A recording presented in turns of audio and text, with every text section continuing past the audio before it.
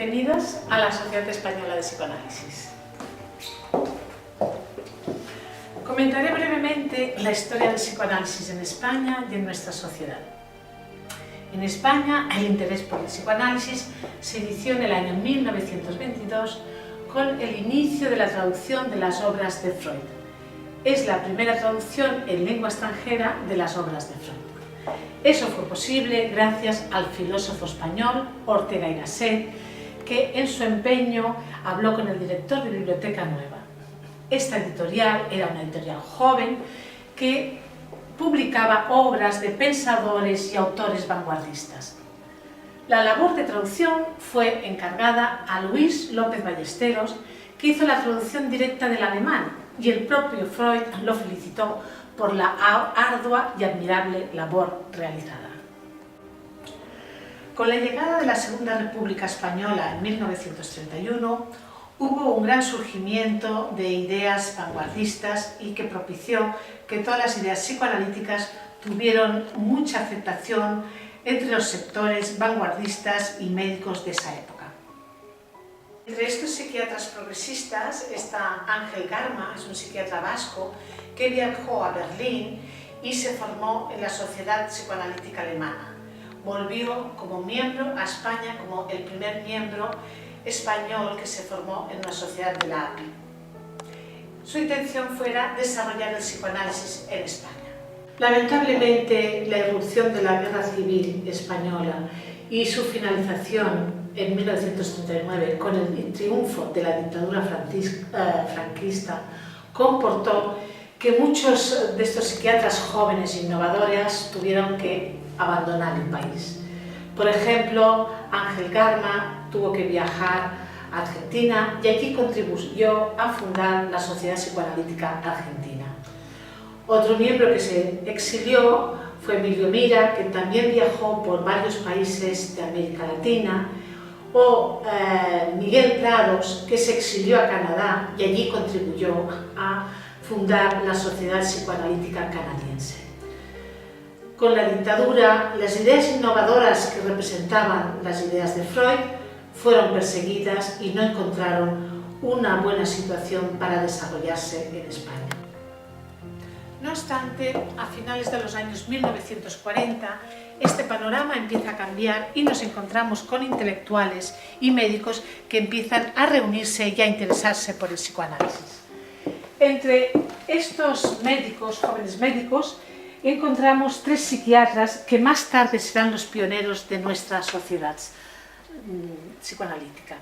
Entre ellos están Pere Bofill, Julia Corominas y Pere Folk. Todos ellos viajaron a Ginebra y a París, y donde contactaron con las sociedades psicoanalíticas de la IPA e inician allí su formación. En estos viajes, ellos tres también se encuentran con otros profesionales de Madrid y Portugal. El empeño de todos ellos, su tesón, hizo posible que en 1959 se constituyera la Sociedad Luso-Española de Psicoanálisis, la primera sociedad de la península ibérica reconocida por la IPA. Posteriormente, el Grupo de Lisboa, con autorización de la IPA, se organiza como grupo de estudios en 1966, y por lo que la Sociedad Luso-Española de Psicoanálisis pasó a denominarse Sociedad Española de Psicoanálisis. Posteriormente, en 1973, el Grupo de Madrid se separa y constituye la Sociedad Psicoanalítica de Madrid. Esta vinculación en lo que ahora son las tres sociedades se ha mantenido a lo largo de estos años, con encuentros clínicos, con jornadas y, como se hace evidente, en el Congreso que se realiza cada 2 años, el Congreso Ibérico.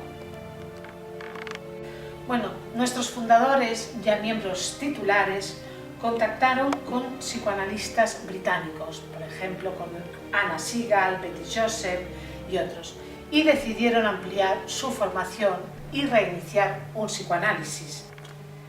Una vez terminada su formación, la relación con los miembros de la sociedad británica se continuó y se ha mantenido por generaciones posteriores hasta hoy en día, Son muchos los miembros de la sociedad británica que viajaron y que siguen viajando y impartiendo supervisiones o seminarios en nuestra sociedad. Por lo tanto, por razones históricas, la principal línea de pensamiento psicoanalítico en nuestra sociedad es la postcliniana.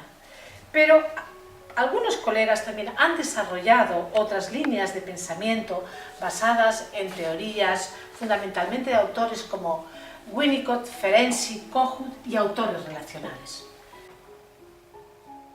Junto con el interés de nuestra sociedad de formar psicoanalistas, también ha habido siempre un alto compromiso por la institución pública.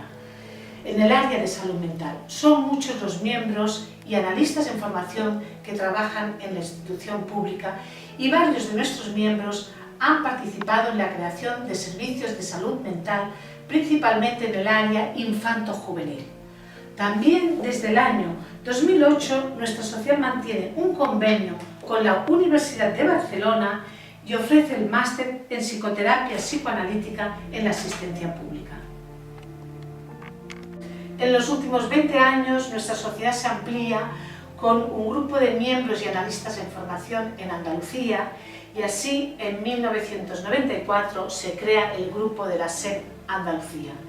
También celebramos las jornadas bianuales de psicoterapia psicoanalítica desde 1994. Quisiera destacar nuestro servicio de asistencia clínica, también el Departamento de Análisis de Niños y Adolescentes y los seminarios y talleres que se imparten a profesionales de salud mental. La SEP publica dos revistas, una en lengua catalana, que es la Revista Catalana de Psicoanálisis, que se inició en 1984, y otra en lengua castellana, que es Temas de Psicoanálisis, que se inició en 1996. En el año 2011, esta última pasó a editarse en formato digital. Ambas revistas se publican 2 veces al año y desde 1986 la Revista Catalana de Psicoanálisis organiza unas jornadas anuales en Barcelona sobre diversos temas de psicoanálisis y sus aplicaciones dirigidos a un público más amplio que el propiamente psicoanalítico. Para finalizar, quisiera mencionar el premio Julia Corominas en honor a una de nuestras fundadoras que se otorga cada 2 años.